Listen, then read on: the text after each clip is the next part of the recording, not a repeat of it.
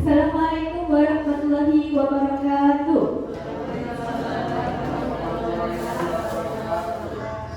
Selamat siang Bapak Ibu semuanya. Masih semangat hari ini? Ya.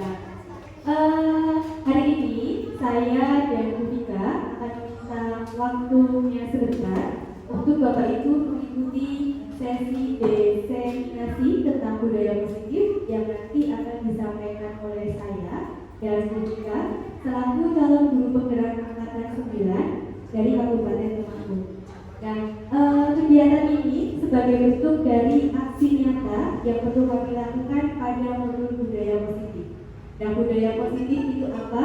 Nanti kita akan sama-sama belajar dan sama-sama praktik tentang bagaimana menerapkan budaya positif di sekolah. Sebelumnya, saya ucapkan terima kasih kepada Bapak Ibu atas kehadiran pada kesempatan kali ini, dan nanti selama kurang lebih 1 jam ke depan ada beberapa kegiatan yang akan kita laksanakan. Yang pertama yaitu pembukaan, dan nanti ada penyampaian tentang materi keyakinan kelas, dilanjutkan tentang kebutuhan dasar manusia, dan ada SPG, kemudian ada materi tentang posisi kontrol kita sebagai guru, serta segitiga restitusi dan marilah Bapak Ibu untuk mengawali kegiatan hari ini kita akan berdoa menurut agama dan kepercayaan kita masing-masing. Berdoa dimulai.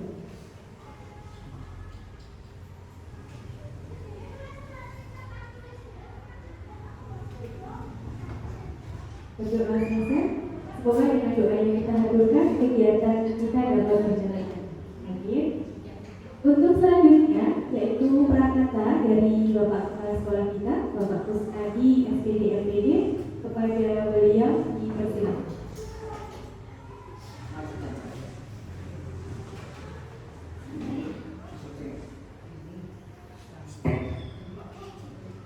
Bismillahirrahmanirrahim. Assalamualaikum warahmatullahi wabarakatuh.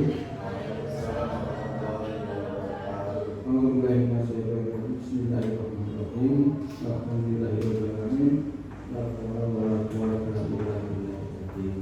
Yang saya hormati Bapak dan Ibu guru SD 2 Jombang serta Ibu Agnes dan Ibu Vika selaku CGP angkatan 9 di BSD Jombang. Yang pertama pada acara ini adalah tentang diseminasi budaya positif yang akan disampaikan oleh beliau kedua, Ibu Agnes dan Ibu Vika, CGP angkatan 9 dari Ibu Jombang. Adapun antara diseminasi budaya positif ini untuk rangkaian kegiatan tugas daripada kegiatan angkatan 9 dari Ibu Agnes dan Ibu Vika, yaitu membuat jam ini untuk mendiseminasikan budaya tentang positif. Adapun untuk materi tadi sudah disampaikan, yaitu tentang posisi kontrol guru, kebutuhan dasar manusia dan tingkat kelas, serta segitiga restitusi. Kegiatan ini silakan kepada Bapak Ibu semuanya untuk memperhatikan apa yang disampaikan oleh CGP, Vika maupun Ibu Agnes nanti supaya kegiatan ini berjalan lancar. Itu saja prakata dari kami, dan kami mohon maaf. Wassalamualaikum warahmatullahi wabarakatuh.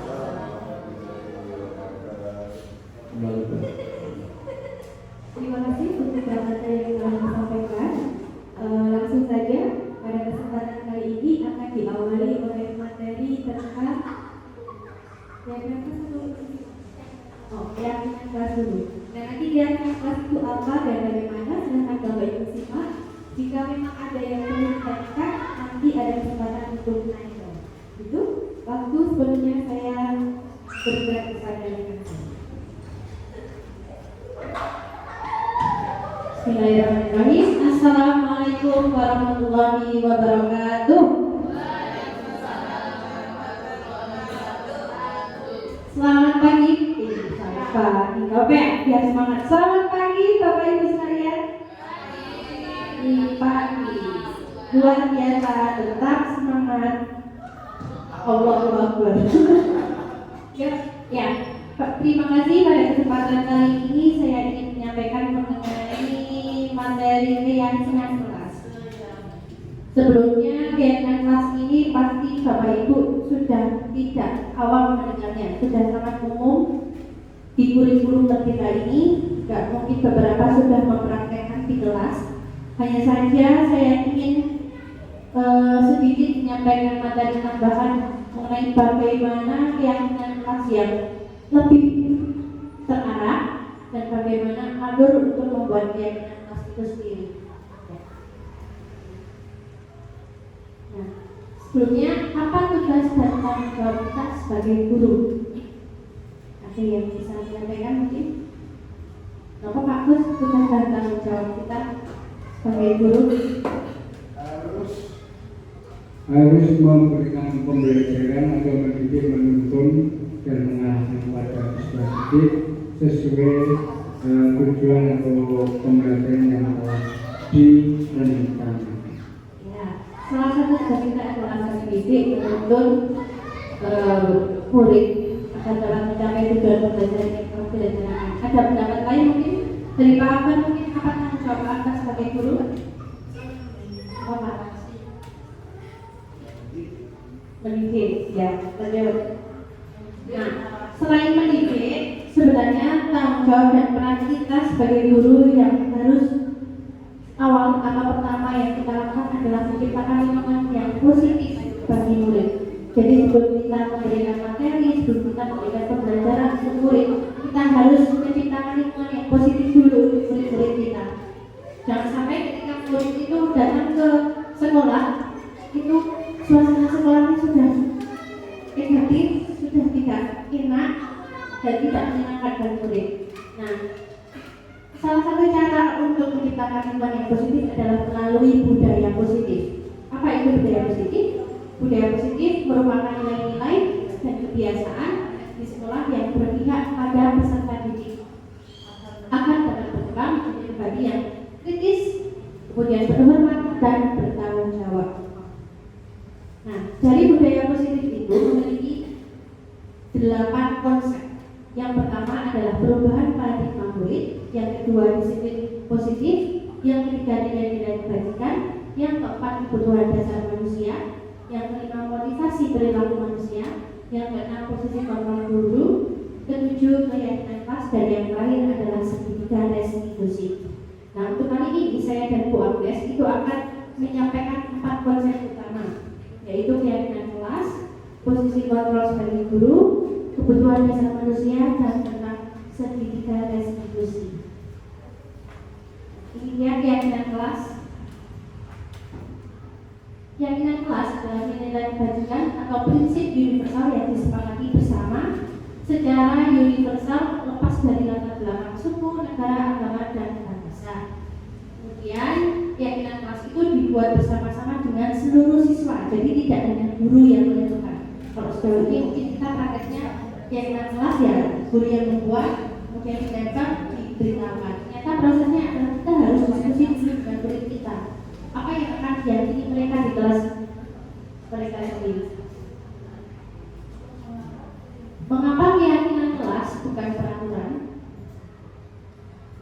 Nah, sebelumnya ada 2 pertanyaan. Yang pertama, mengapa kita memiliki peraturan tentang penggunaan helm pada saat mengendarai kendaraan roda 2? Dan yang kedua, mengapa kita memiliki peraturan tentang lalu lintas seperti ketika lampu merah berhenti, lampu kuning berjalan perlahan, dan lampu hijau artinya jalan. Kira-kira kenapa Bapak Ibu?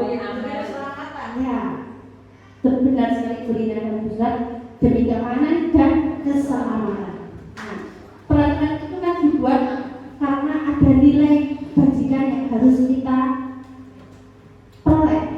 Dari peraturan ini, nilai yang kita ingin raih adalah nilai keselamatan dan keamanan. Gitu. Nah, benar ya. Hal itu karena terdapat nilai yang tinggi, yaitu nilai keselamatan. Nah, seseorang akan lebih tergerak dan bersemangat untuk menjalankan keyakinannya daripada hanya sekedar mengikuti serangkaian peraturan tertulis tanpa makna. Jadi seperti kalau tadi yang pakai helm itu memang peraturan tertulis, tapi karena sudah kita yakini, jadi tanpa kita diminta atau dioyak-oyak kasarannya, kalau kita berkendara pasti dengan otomatis kita memakai helm. Nah, itu yang kita harapkan dari murid kita. Mereka tidak hanya sekedar misal mendengarkan guru atau memperhatikan kita ketika mengajar. Mereka tidak hanya aku harus memperhatikan karena aku takut dihukum atau karena apa, tapi karena memang dia yakin, oh aku butuh untuk memperhatikan guruku, begitu. Nah, ini adalah prosedur keyakinan kelas, prosedur dalam membuat keyakinan kelas. Terlihat. Ya. Yang pertama adalah mempersilahkan murid untuk memberikan pendapat tentang peraturan yang disepakati. Kemudian yang kedua, mencatat semua masukan murid di papan tulis atau di kertas besar. Yang ketiga, mengganti kalimat negatif menjadi kalimat positif. Misalnya, jangan berlari di kelas, diganti dengan berjalanlah di kelas. Jangan ramai di kelas, diganti dengan apa? Kira-kira bisa diganti dengan jagalah ketenangan di kelas. Itu tidak bisa. Oke. Kemudian yang keempat, tinggal kembali daftar pendapat yang telah dicatat. Contoh, berjalanlah di kelas, dengarkan guru, datanglah tepat waktu, berada di bawah satu payung, yaitu keyakinan saling menghormati. Kemudian keyakinan ini yang dimasukkan dalam daftar untuk disepakati. Jadi ada nilai-nilainya. Kalau tadi yang jagalah ketenangan berarti nilai kehormatan. Kalau jangan buang sampah sembarangan, diganti dengan jagalah kebersihan. Nah, itu ada nilai yang diyakini oleh murid kita, itu nilai kebersihan. Nah, kemudian yang kelima, dibangun kembali keyakinan kelas secara bersama-sama. Sebaiknya keyakinan kelas itu antara 3 sampai 7 keyakinan, jadi jangan terlalu banyak. Kemudian yang keenam adalah setelah keyakinan kelas itu selesai dibuat dan disetujui, maka semua warga kelas dipersilakan untuk menandatangani keyakinan tersebut. Dan yang ketujuh, keyakinan kelas selanjutnya bisa ditempel di dinding yang mudah dilihat oleh semua warga kelas. Nah, keyakinan kelas itu tumbuh dari kebutuhan besar manusia yang nanti akan disampaikan oleh Bu Agnes. Nah, selanjutnya saya sudah mengirimkan link Jamboard, silahkan diakses dan dijawab pertanyaan yang pertama dulu. Yang mengenai tuliskan satu keyakinan kelas yang mungkin sudah ada di kelas Bapak Ibu masing-masing. Tulisnya di mana? Nah, ini buka dalam dulu. Nah, dipilih yang ini Bapak Ibu, yang kotak kecil ini. Nah, nanti akan muncul, nah, akan ditulis keyakinan kelas yang pernah atau mungkin sudah ada di kelas Bapak Ibu masing-masing. Iya, diberi nama. Di grup keluarga.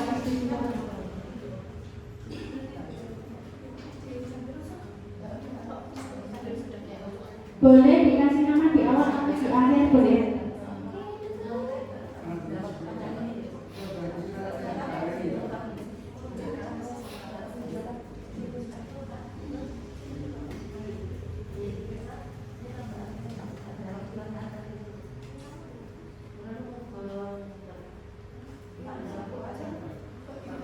Satu aja, satu.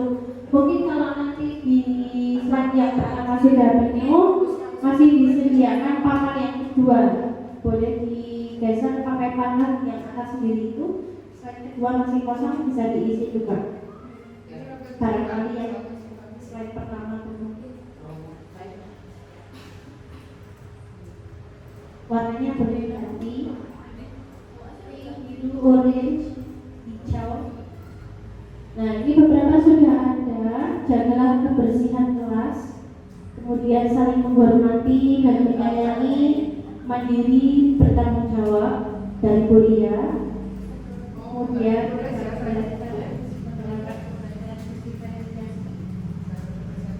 ada juga kebersihan kelas,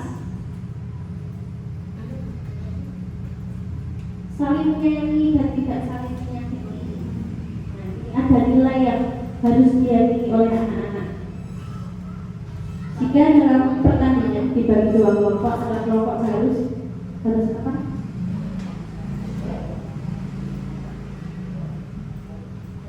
Disiplin dan bertanggung jawab.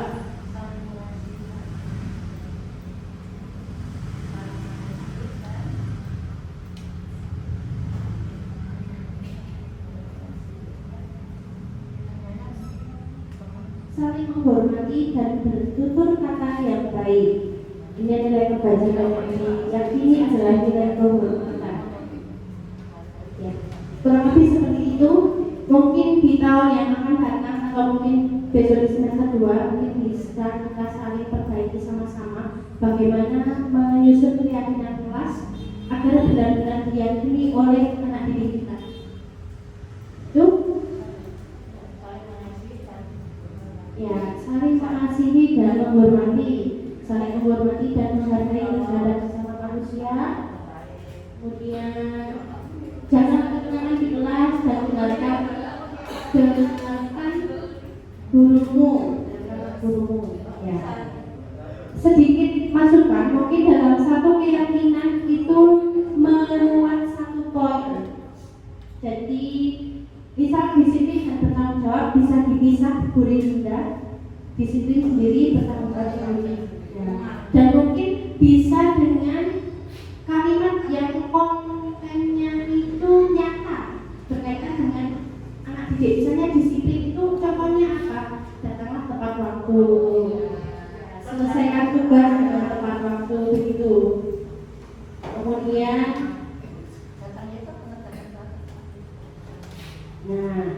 saling menghormati dalam berpendapat baik itu berbeda.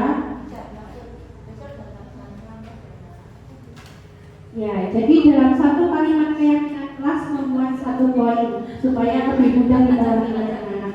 Begitu Bapak Ibu, nanti mungkin jika ada pertanyaan bisa dibuka sesi tanya jawab di sesi terakhir saja sebelum menutup. Dari saya sekian, kemudian akan dilanjutkan oleh Bu Agnes mengenai kebutuhan dasar manusia, karena keyakinan kelas itu disusun atas dasar kebutuhan dasar manusia. Ya, wassalamualaikum warahmatullahi wabarakatuh.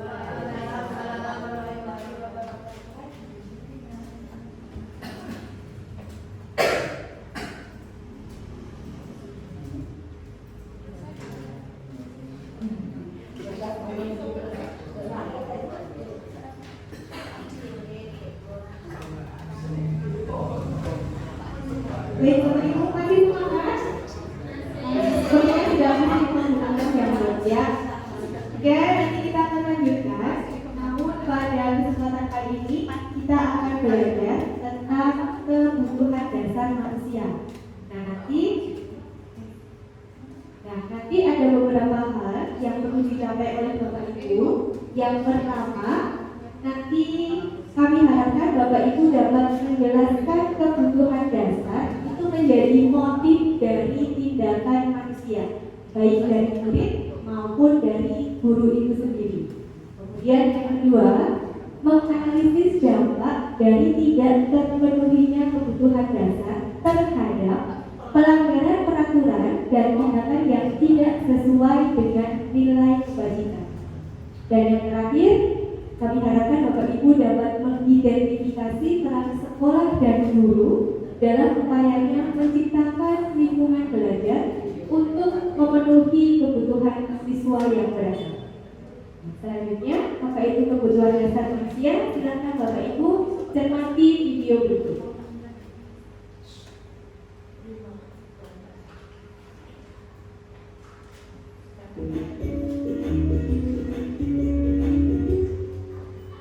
Salam dan bahagia Ibu dan Bapak guru hebat. Untuk membangun budaya sekolah yang positif dengan lingkungan yang aman dan mendukung murid untuk menjadi pribadi yang berdaya,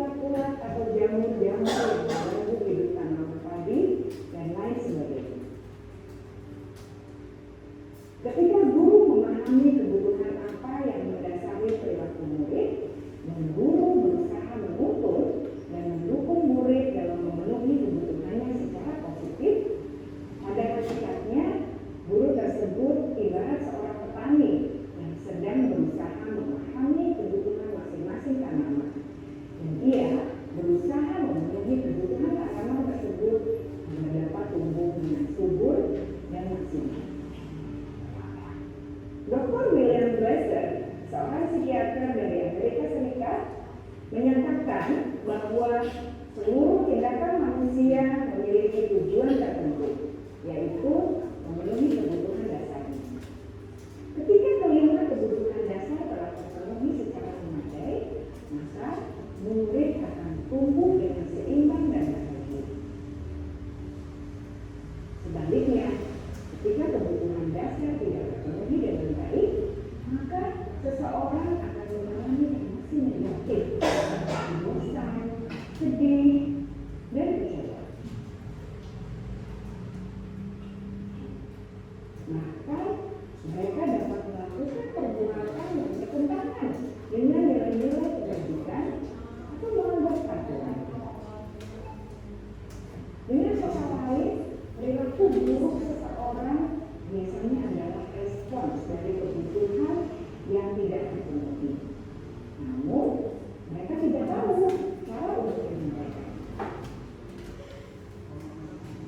Ada 5 kebutuhan dasar manusia menurut Dr. William Glasser, yaitu yang pertama, kebutuhan untuk bertahan hidup atau survival. Yang kedua, kebutuhan untuk merasa diterima atau love and belonging. Yang ketiga, kebutuhan akan kebebasan atau freedom. Yang keempat, kebutuhan akan kesenangan atau fun. Dan yang kelima, kebutuhan akan penguasaan atau power.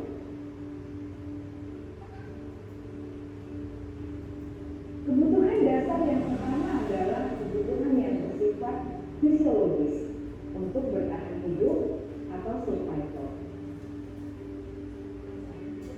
Misalnya, kesehatan, rumah, dan makanan.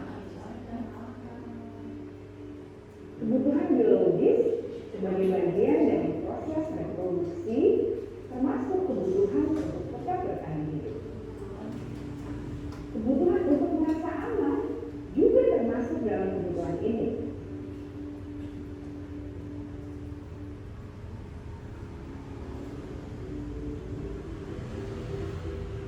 Agar murid dapat belajar dengan baik, agar mereka akan merasa aman, pangan, sandang, dan papan harus terpenuhi.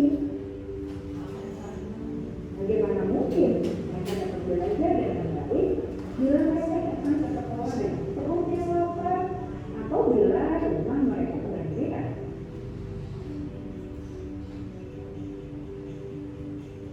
Setelah kita mengetahui kebutuhan pertama yang sebagian besar bersifat fisiologis, mari kita lihat kebutuhan kedua sampai kelima yang semuanya berhubungan dengan psikologis.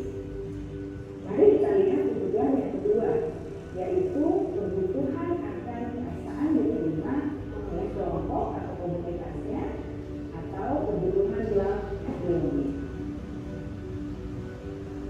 Kebutuhan ini meliputi keinginan untuk tetap terhubung dengan orang lain seperti teman, keluarga, teman kerja, dan kelompok di mana kita tergabung. Setiap murid ingin menjadi bagian yang berharga dari kelas dan juga sekolah. Mereka juga ingin diterima oleh orang lain dan kelompoknya.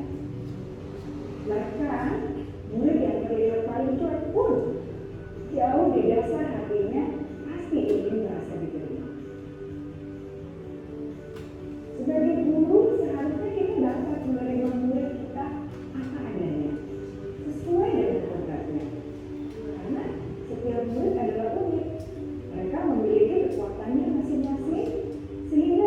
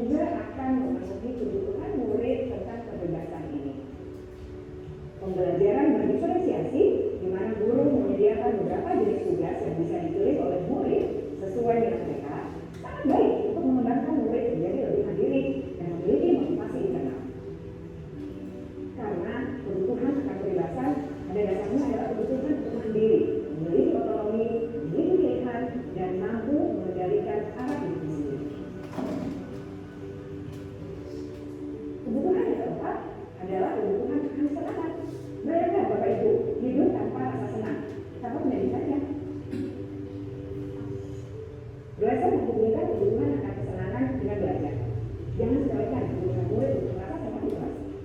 Sebagai guru, jangan ragu-ragu untuk dengan sengaja memasukkan kegiatan yang menyenangkan pada kelas. Murid-murid dengan kebutuhan dasar kesenangan yang tinggi ingin menikmati apa yang mereka lakukan. Mereka juga konsentrasi tinggi saat mengerjakan hal-hal yang disenangi.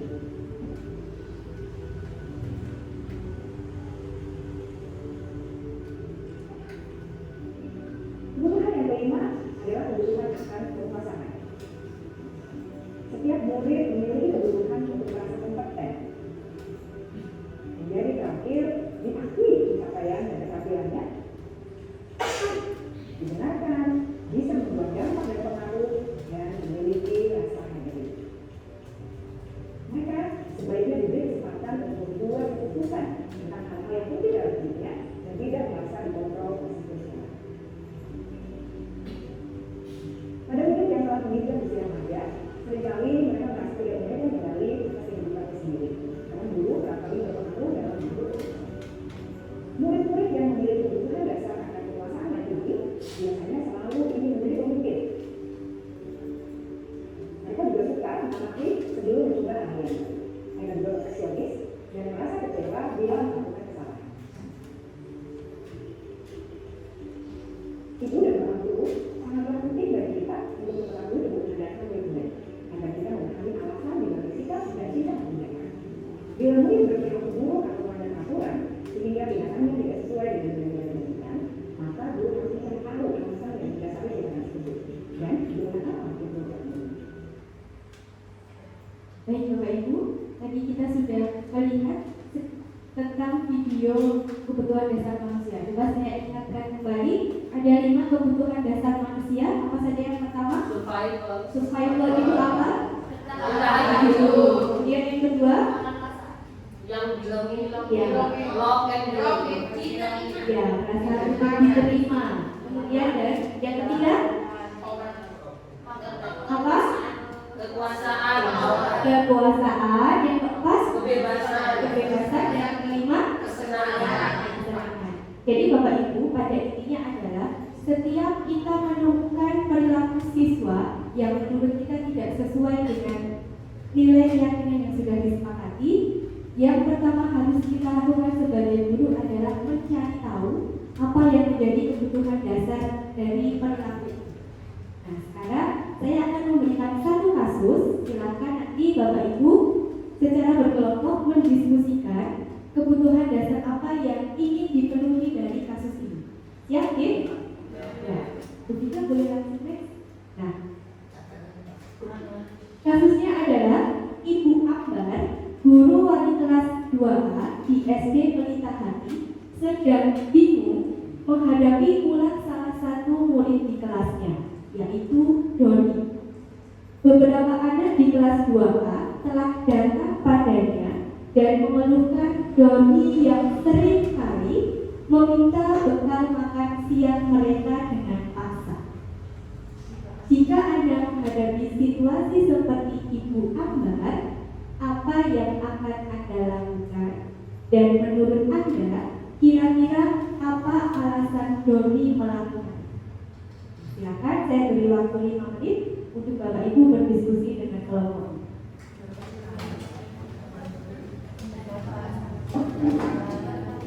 Silakan bisa dituliskan kebutuhan dasar apa yang kategori dan alasannya. Bapak Ibu boleh sambil menuliskan di jambornya, masing-masing satu kelompok satu saja.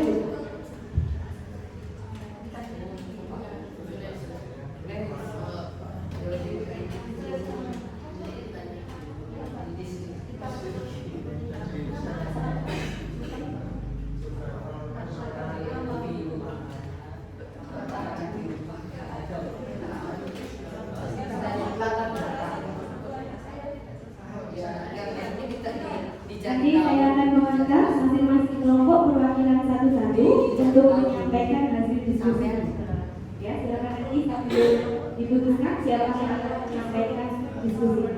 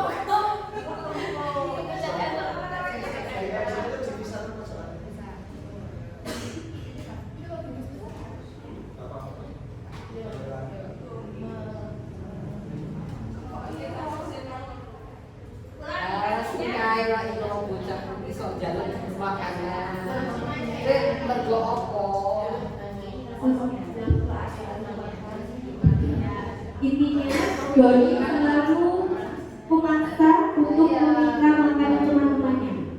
Nah, kalau Bapak Ibu sebagai wanita Doni, apa yang akan dilakukan dan kira-kira kebutuhan apa yang sebenarnya ingin dipenuhi oleh Doni?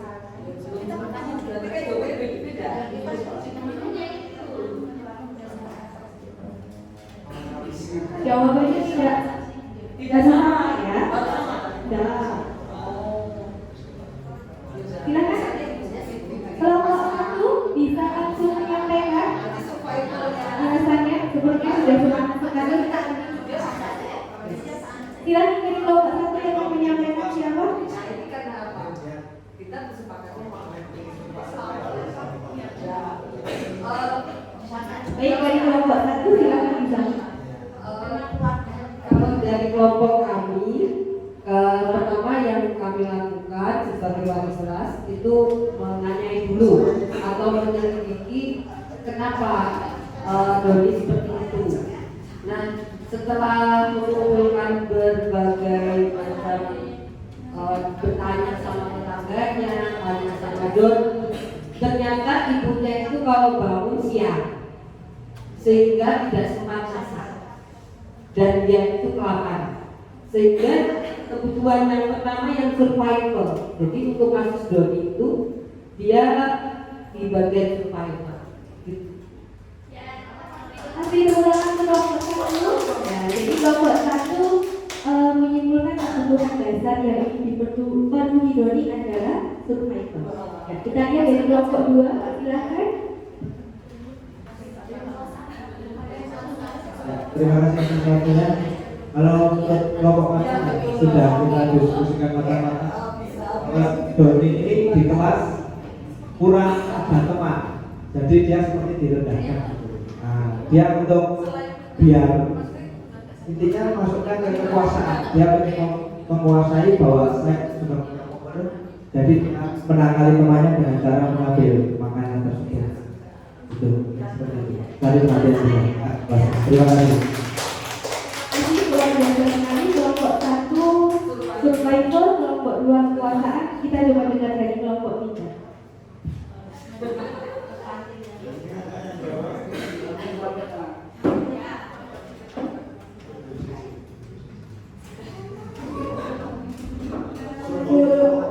Kami dari kelompok tiga pendekatan kita melakukan pendekatan kepada Doni bertanya terkait dengan perilaku yang sering terus kebutuhan itu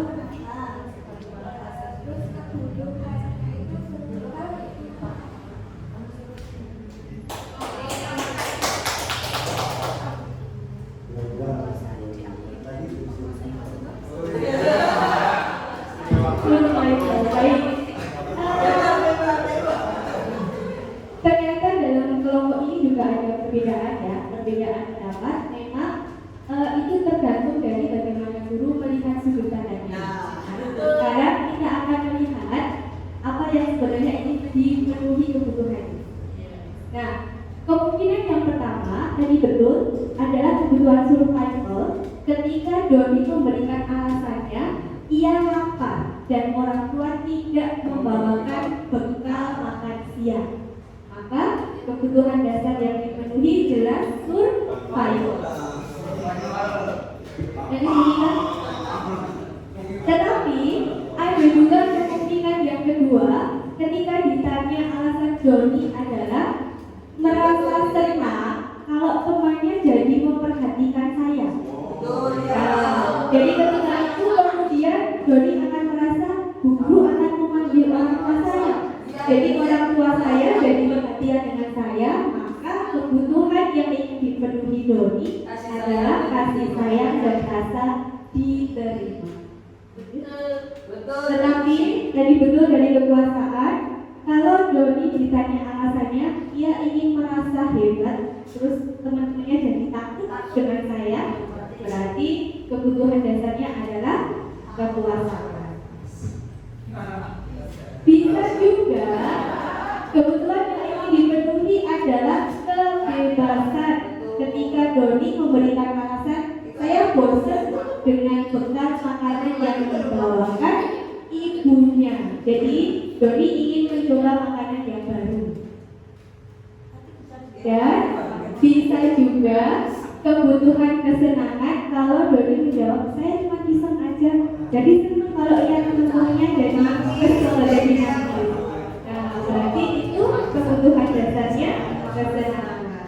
Jadi Bapak Ibu, ya, baik Bapak Ibu, ternyata dari satu kasus kita bisa melihat banyak hal yang menjadi motif dari perilaku siswa. Jadi harapan saya dan Bu Mika dengan materi ini, semoga Bapak Ibu setelah ini tidak langsung menjudge bahwa anak ini adalah salah, tapi kita cari tahu dulu kebutuhan dasar apa yang akan dipenuhi. Begitu. Terima kasih. Untuk selanjutnya akan dilanjutkan dengan ice breaking dulu. Ya. Oke, ice breaking dulu. Gimana sih? Oh ya, sebelum kemarin saya minta masing-masing kelompok ada perlawanan 3.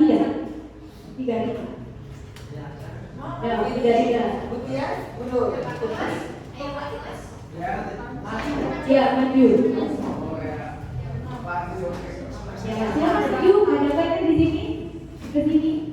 Yang kelompok berapa? 3. Ya, biar tunjukkan. Oke. Saya minta yang di sini itu berarti ada 9. Yang di sini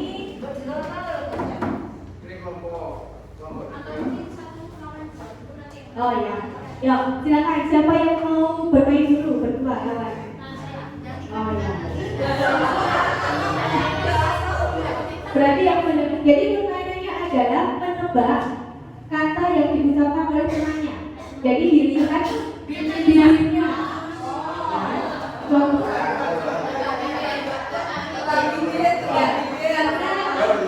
Oke, karena ini apa namanya? Karena ini jaraknya singkat, jadi yang memberi instruksi cukup gerakan bibirnya aja, tidak usah bersuara. Oke. Yuk, lanjut. Silakan, Bu Mika sudah siap? Ya, nanti yang Bu Mika yang menjawab, yang pakai musik. Sudah? Ya. Makanya ini tidak pakai suara. Yuk.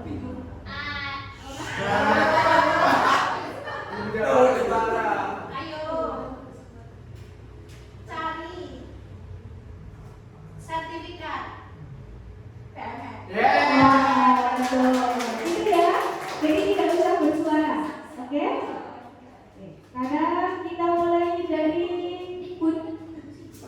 mau pakai musik enggak? Nggak usah, cuma Oke, gitu. nggak usah. Lihat Sekarang Bu Tias. rasa isyarat. Ya, Bu Tias yang menebak, yang mengucapkan adalah Pak Pus. Ya, oke.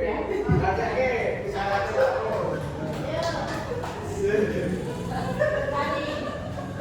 Yuk, dijawab. Tanpa suara, Pak. Sudah. Sudah.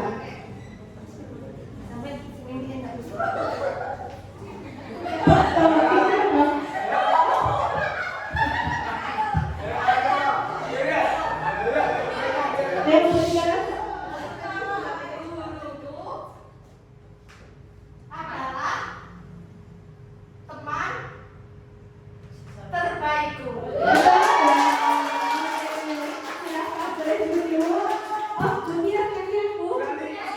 Ya, betul. Sekarang gantian Bu Tias yang memberi isyarat, terus yang menebak. Oh iya. Di sini kami ya. Iya. Siap Bu Tias? Suamiku adalah kepala keluarga. Oh, keluarga. Baik, terima kasih. Sekarang hadiah dari kawan Kubika, silakan. Yang memberi isyarat adalah Muria.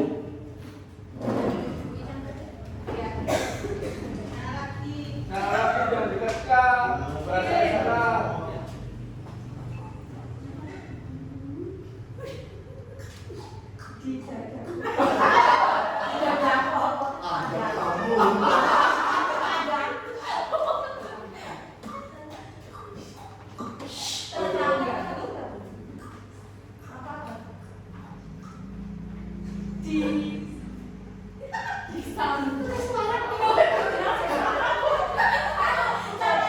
Tetanggaku di samping tembok.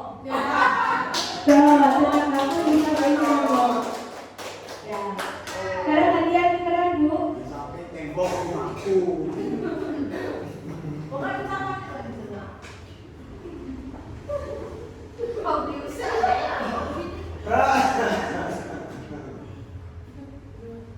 Bu Sinta, dimakan belum? Oh, di koper Bu.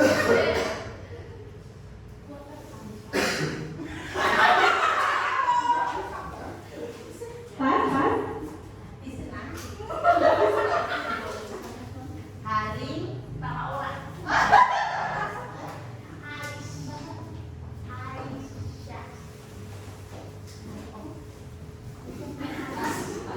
Oke, sudah ya maksudnya berarti gagal. Tengok. Ya, itu.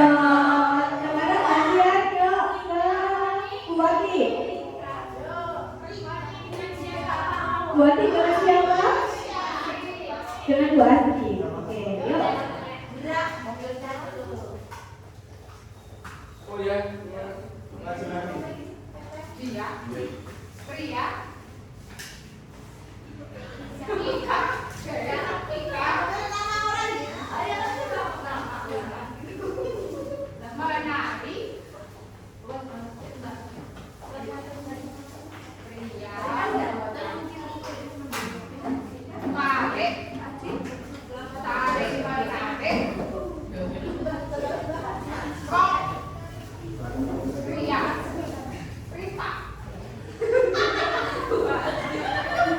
Jangan emosi Bu, jangan apa.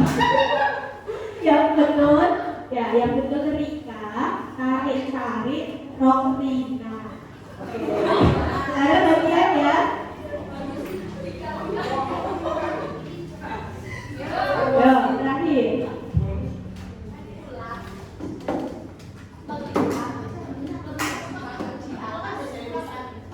Oke, tepuk tangan. Terima kasih. Semoga hasilnya membuat semangat Bapak Ibu untuk belajar kembali. Sesi berikutnya yaitu ya, posisi kontrol guru yang akan disampaikan oleh Bu Tika.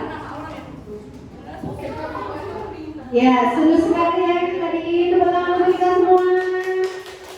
Ya, ini hashtagnya sudah datang, semoga tambah semangat.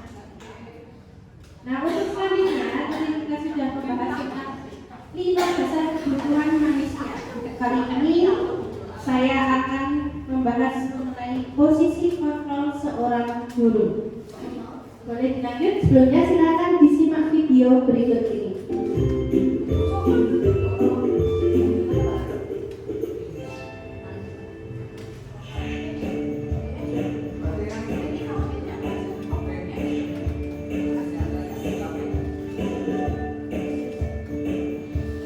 Halo, Bapak Ibu Guru calon guru penggerak.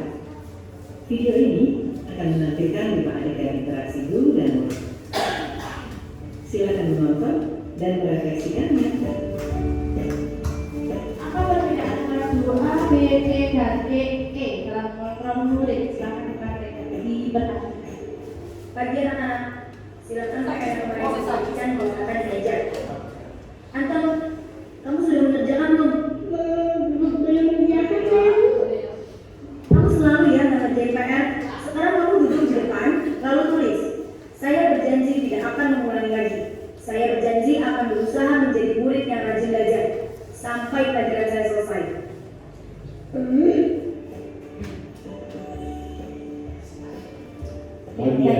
guru A, sekarang guru B. Ini ada tugas ya. Ada yang belum mengerjakan? Anton, kamu sudah mengerjakan? Belum, Pak. Kamu nggak ngerjain tugas ya. Kamu mau jadi apa nanti? Kamu ya sekolah sih. Coba bayangkan orang tuamu betapa kecewanya sama kamu. Kamu itu sudah kelas 5. Harusnya bertanggung jawab sama dirimu sendiri. Maaf, Bu, saya terlambat. Ya udah, nanti jangan diulangi lagi ya. Kalau kamu rajin, ibu senang lihatnya. Ya, lain kali tepat waktu ya masuknya. Tas dulu dong. Kita kan teman. Tapi dalam prakteknya untuk mencapai posisi manajer itu sangatlah tidak mudah. Apalagi untuk yang sebenarnya maksudnya itu kita itu ketika melakukan kesalahan itu sudah belum sudah emosi dulu dari situ sudah kita ya. Tapi pada dasarnya kita itu sebagai seorang guru harus mencapai posisi manajer. Kalau posisi teman, pengurus dan lain-lain itu sebenarnya juga tergantung dari murid kita sendiri. Murid yang mungkin keras kepala ketika kita menggunakan posisi sebagai teman, wah itu akan sangat sulit untuk membangunnya. Nah, untuk dapat memiliki gambaran tentang posisi manajer akan dilanjutkan oleh Bu Agnes dalam pembahasannya mengenai segitiga restitusi.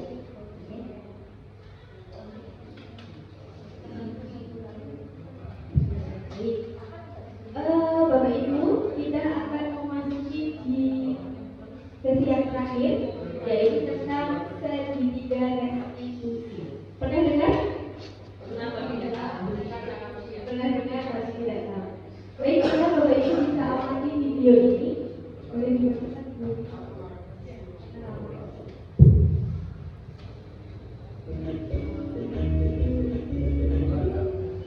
Salam berbahagia, Ibu dan Bapak Guru Dewa. Pada video kali ini kita akan membahas sesuatu yang positif yang merupakan guru sekolah yang bernama restitusi.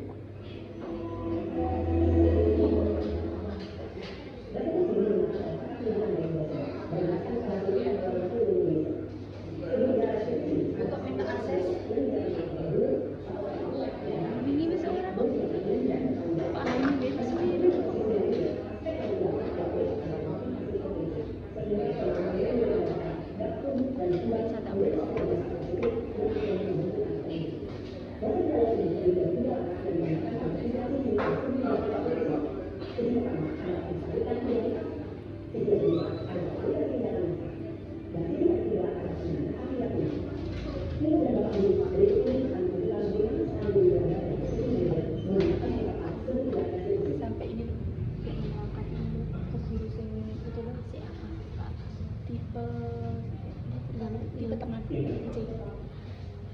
berarti nggak jauh.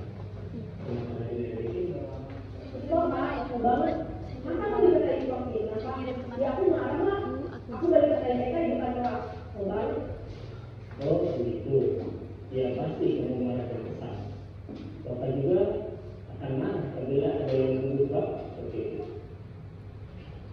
Kemudian pada saat itu kamu melakukan apa? Ya saya harus menghargai mereka, Pak. Kalau banget, saya bisa bekerja dengan teman lain. Oh begitu, pasti kamu melakukan seperti itu karena satu alasan tertentu kan? Iya lah, saya diam aja, Pak. Ya saya bela diri lah. Masa saya dituntut Pak Mirna? Ya wajar lah, mempertahankan harga diri itu sesuatu yang penting buat kamu. Untung kamu tidak berpikir apa lagi, hanya membuka. Iya, Pak. Untung saya masih bersabar dan hanya membuka saja. Sudah bunuh pada Pak, saya pasti bela diri lah. Ya pasti ya, tapi kamu memilih untuk tetap bersama yang bersabar. Kamu memilih untuk tidak berbuat lebih parah lagi. Nah, sekarang coba kita lihat lagi tindakan kamu yang mentak-mentak kita di kelas. Tindakan kamu itu tidak sesuai dengan keyakinan kelas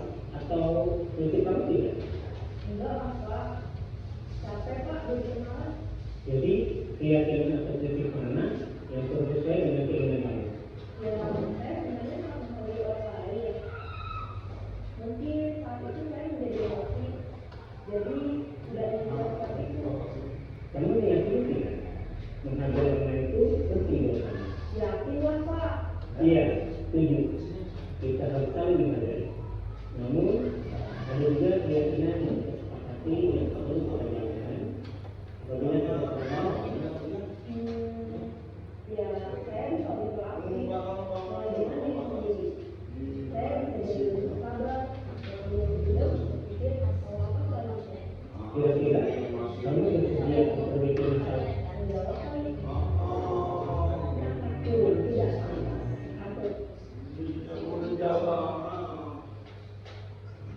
Baik, Bapak Ibu, kita akan langsung ke materi.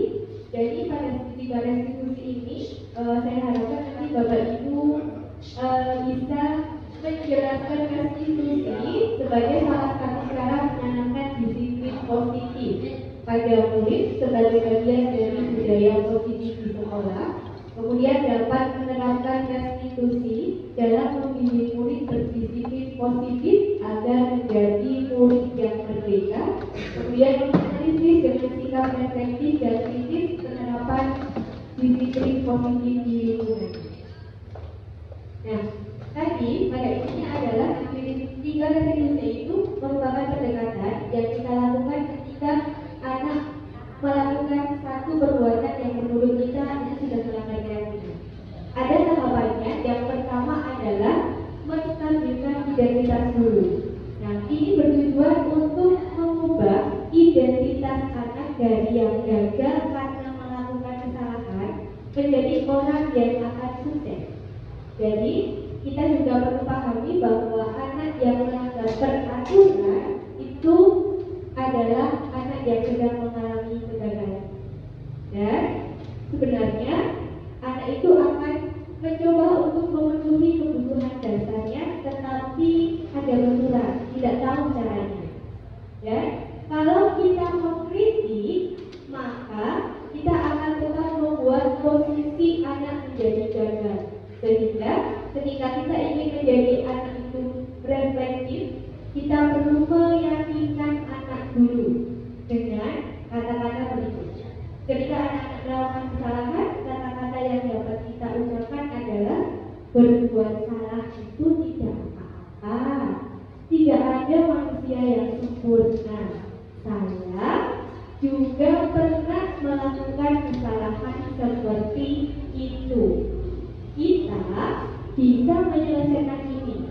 Atau Bapak Ibu bisa ucapkan, Bapak Ibu tidak tertarik mencari siapa yang salah, tapi hari ini kita akan cari solusi permasalahan ini.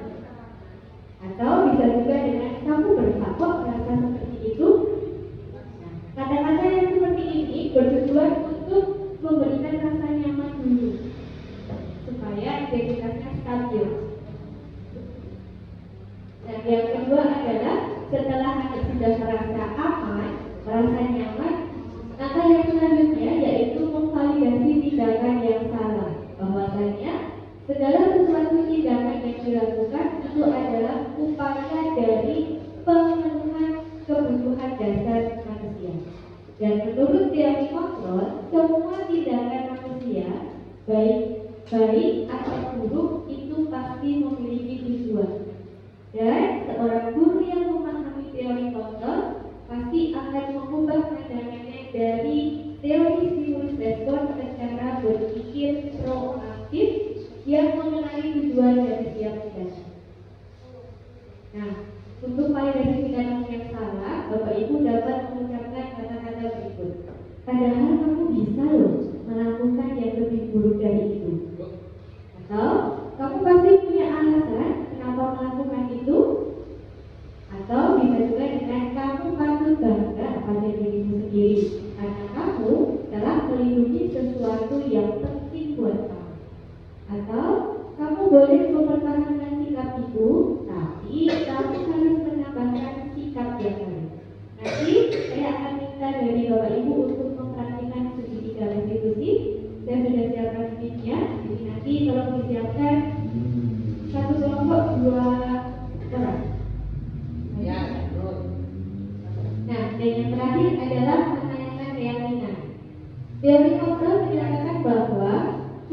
pada dasarnya termotivasi secara internal. Ketika identitas sukses telah tercapai pada langkah 1 dan 2, maka anak-anak akan siap untuk dihubungkan dengan nilai-nilai yang dia percaya dan bertindak menjadi orang yang dia inginkan. Nah, perbedaan tentang keyakinan kelas setelah tadi sudah distabilkan identitasnya, sudah divalidasi tindakannya. Nah, pada kata-kata yang terakhir Bapak Ibu bisa menanyakan keyakinan kelas apa yang sudah disepakati. Apa yang kita percaya sebagai kelas tentang keluarga, atau apa nilai-nilai umum yang kita telah sepakati. Jadi nanti anak-anak menyebutkan nilai-nilai apa yang sudah dilakukan. Nah, pada kesempatan itu Bapak Ibu guru bisa memasukkan apa yang ingin disampaikan kepada anak. Dan ini saya rasa tidak hanya bisa disampaikan ke murid, tapi mungkin bisa ke anak-anak atau keluarga kita. Nah, sekarang saatnya untuk mempraktikkan segitiga restitusi. Silakan boleh dari kelompok 3 dulu. Siapa yang akan maju? Nah, boleh Pak Akbar dengan Buria? Ya. Yuk, Buria dan Pak Akbar boleh maju ke depan. Saya akan skripnya.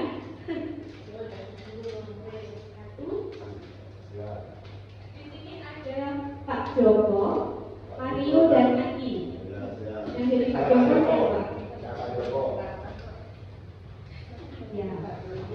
Saya beri ya, enggak tahu. Oh, Maria, siap. Pengeras suara ya. Ya, yang jadi Joko siapa Pak Joko? Saya. Yang jadi Maria. Maria, Aziz, Bapak tadi dengan laporan dari guru tiket di kantin, sepertinya kalian dalam masalah ya. Ada yang bisa Bapak bantu? Apa yang terjadi? Iya Pak. Tadi pada jam istirahat pagi kami main lempar-lemparan makanan di kantin, tapi tidak sengaja malah melempar kena wajah Bu Dina. Kepala sekolah ketika beliau dan berjalan. Kalian main lempar-lemparan, kena wajah Bu Dina lagi. Kenapa beliau ketika sedang beliau jalan? Iya Pak. Adi, ada informasi yang kamu mau tambahkan?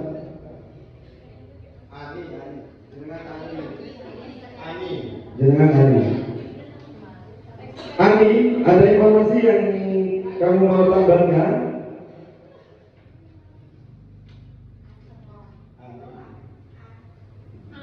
Kami tidak bermaksud melakukan zina, tapi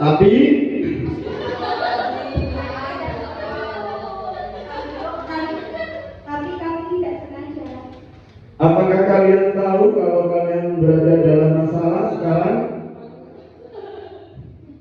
Iya. Baiklah. Bapak di sini bukan untuk mencari siapa yang salah. Bapak di sini untuk mencari penyelesaian sama-sama. Berpikir sama-sama tentang apa yang bisa kita lakukan untuk memperbaiki situasi ini. Kalian pasti melakukan itu ada alasannya ya. Pasti seru ya main lempar-lemparan makanan begitu. Ya, Bapak bisa lihat kalian merasa senang melakukannya. Tetapi yang kalian lakukan merugikan orang lain, sehingga sekarang kalian dalam masalah. Iya, ya. Wah, saya tahun itu jadi kaya. Sekarang mari kita bicara tentang keyakinan kelas dan keyakinan sekolah kita. Apa yang kita percaya, yang mana yang kalian belum tunjukkan. Kita harus bersikap baik satu sama lain. Ani,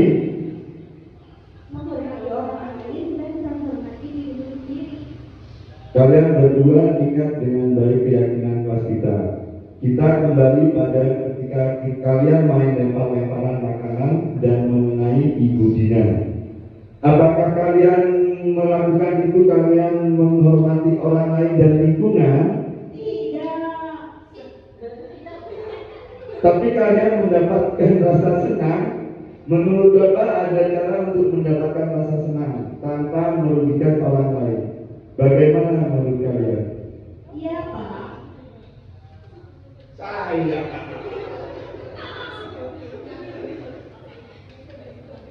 Lanjut.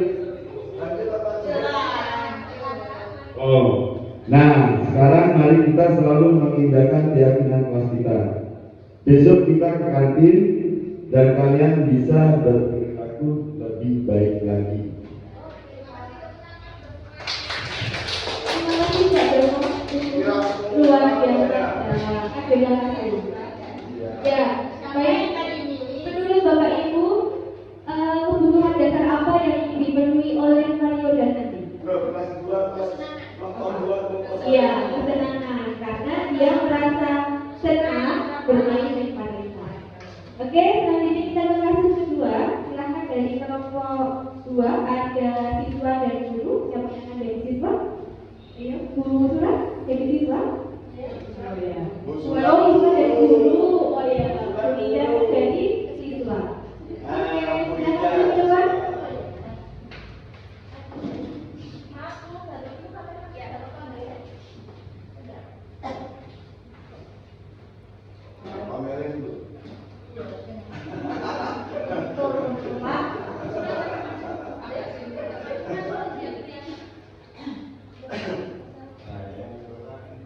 Assalamualaikum Bu. Saya mendapat laporan bahwa kemarin kamu membolos saat Bapak Ibu guru sedang rapat. Apakah itu benar? Iya Bu. Lalu kalian pergi kemana dan apa yang kamu lakukan? Saya pergi ke kafe Bu. Saya pergi ke kafe Bu. Baik, setiap orang pasti pernah melakukan kesalahan. Coba kamu pikirkan, pergi ke kafe, manfaatnya apa? Tidak ada Bu. Lalu, membolos yang kamu lakukan kemarin itu benar atau salah? Salah Bu. Saya sudah melanggar aturan dan membuat Ibu jadi cemas. Dan juga bisa ditangkap oleh Satpol PP kalau ketahuan membolos. Kenapa kamu membolos? Kemarin saya bosan di kelas, kemudian ada teman yang mengajak untuk membolos. Maka dari itu kami membolos. Sekarang kamu sudah sadar belum? Apakah masih akan membolos lagi? Sudah Bu, kami minta maaf. Kami tidak akan membolos lagi. Untuk kedepannya, bila Bapak Ibu guru sudah dapat, apa yang akan kamu lakukan? Apa yang akan kamu lakukan untuk memperbaiki kesalahan ini? Saya akan meminta tugas ke seluruh mata pelajaran Bu. Baik, semoga kamu mendapatkan pelajaran bermakna dari kesalahan yang sudah kamu lakukan ya. Iya Bu, terima kasih. Waalaikumsalam Bu.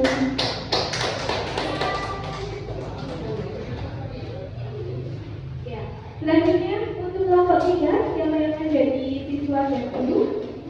Ya, silakan ke depan. Kasusnya adalah siswa contek saat humanis akhir.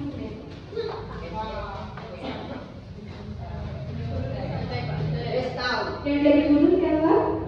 Oh, Fitri.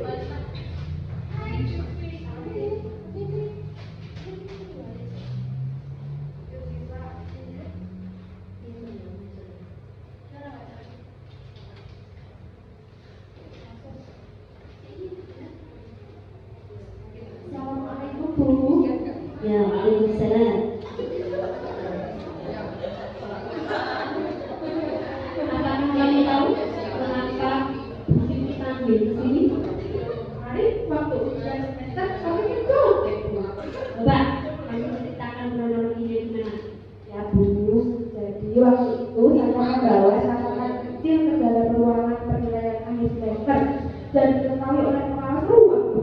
Tuh, begitu rupanya. Saya yakin tidak ada siswa yang sempurna di kelas kita itu. Kamu sudah baik mau memenuhi kesalahanmu yang sudah kamu lakukan.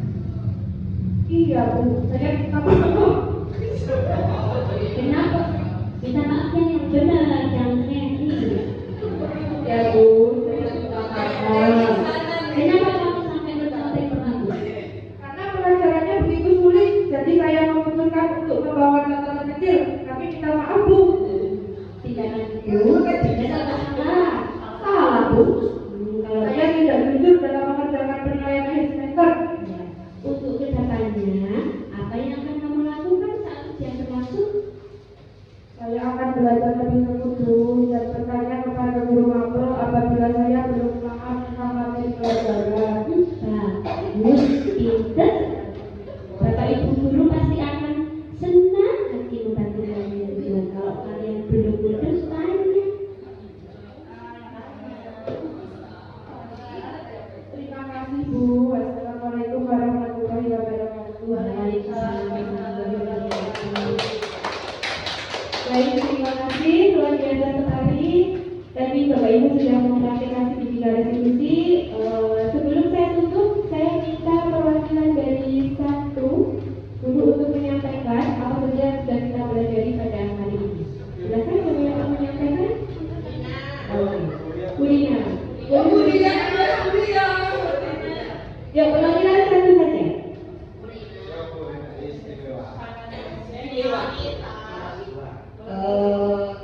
Refleksi hari ini atau apa yang sudah saya dapatkan atau teman-teman sudah dapat, yang pertama, sebelum sebagai seorang pendidik, tadi kita harus melihat kebutuhan dasar dari siswa kita masing-masing, sehingga ketika dalam perjalanan mengajar kita akan sangat memahami, sehingga kita akan bisa menerima kondisi atau keadaan siswa.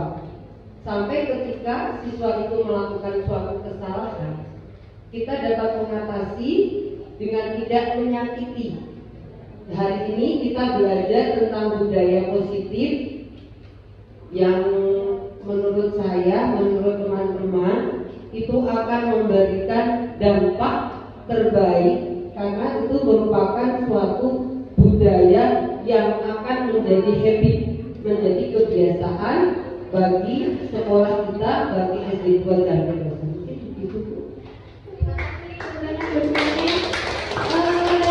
sudah ibu dulu, sekarang saya mendengar dari bapak dulu. Ya, silakan yang satu. Bapak, bapak. Ya, silakan disampaikan reaksi dari kegiatan ini. Ya, terima kasih atas waktunya. Ini refleksi juga hampir sama dengan Bu Rina, bahkan sama. Yang pertama, yaitu kita harus mengetahui dulu, menganalisis kebutuhan dasar anak tersebut apa. Setelah menganalisis, terus kita memastikan apakah memang benar-benar kebutuhan dasar anak itu memang itu. Dengan cara yang pertama, kita survei ke siswa-siswa yang lain atau teman-temannya. Yang kedua, ke guru mapel yang lain yang mungkin mengajar siswa tersebut, dan dengan penerawangan kita sendiri. Jadi kalau sudah mendapatkan kepastian dan kebutuhan dasar itu, baru kita melakukan tindakan. Nah, tindakannya yaitu seperti yang tadi, yang tindakan yang terbaik sesuai dengan kebutuhan anak juga. Mungkin cukup sekian. Terima kasih. Terima kasih. Luar biasa sekali Bapak Ibu semua sudah mengikuti kegiatan pada kesempatan kali ini. Saya dan juga berharap semoga apa yang sudah kami sampaikan itu bisa menjadi pemahaman untuk Bapak Ibu dan bisa segera untuk diterapkan.